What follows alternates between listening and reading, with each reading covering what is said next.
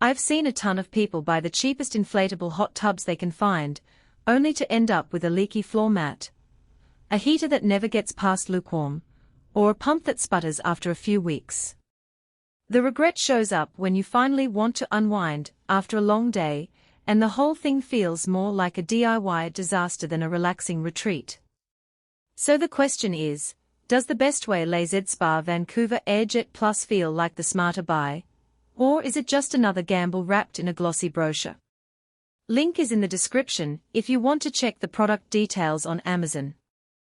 What makes an inflatable spa worth the money isn't just the size of the cushion or the number of bubbles it throws. It's how it behaves when you actually set it up in a backyard, how much effort it takes to keep the water at a comfortable temperature, and whether the whole thing holds up after a season of use. The Vancouver model promises to fit 3 to 5 adults, a digital control panel that can heat water up to 40 C, and an Airjet Plus system that pushes bubbles up from the bottom. Those sound good on paper, but the real test is in the everyday moments, filling it on a Saturday morning, stepping in after a workout, or cleaning it out before winter. First off, the setup experience is surprisingly painless. The package comes with a thick, drop-stitch liner that feels more like a sturdy mattress than a flimsy pool float. Because of that construction, the walls stay rigid enough that the spa doesn't wobble when you sit on one side and your partner on the other.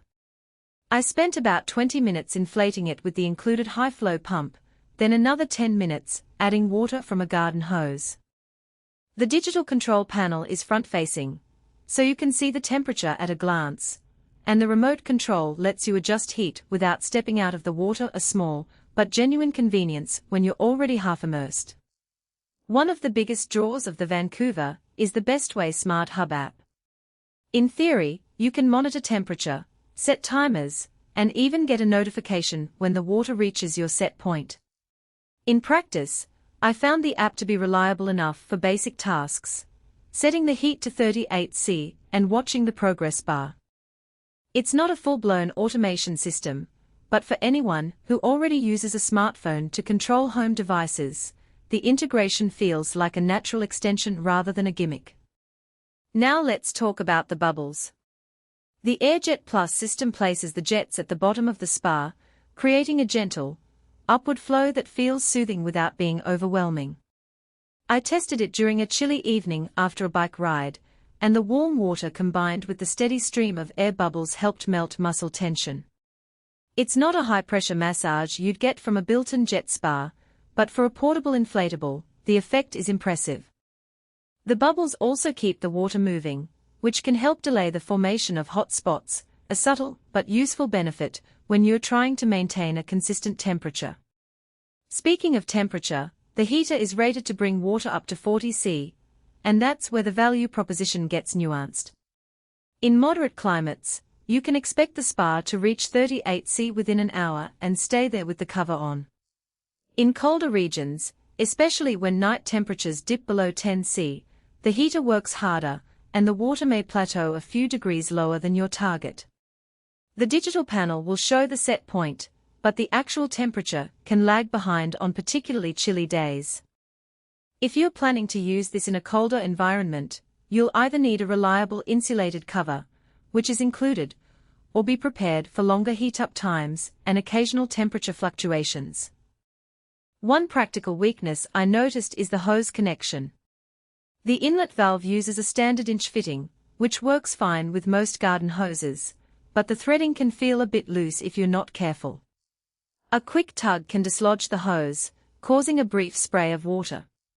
It's not a catastrophic failure, but it's something to be aware of the first few times you fill the spa. A simple fix is to tighten the hose clamp a notch more than the instructions suggest. That extra friction prevents accidental leaks. Another hidden trade-off is the weight of the filled spa. When empty, the unit is light enough for 2 adults to move, but once you add water for 5 people, you're looking at roughly 500 pounds of mass.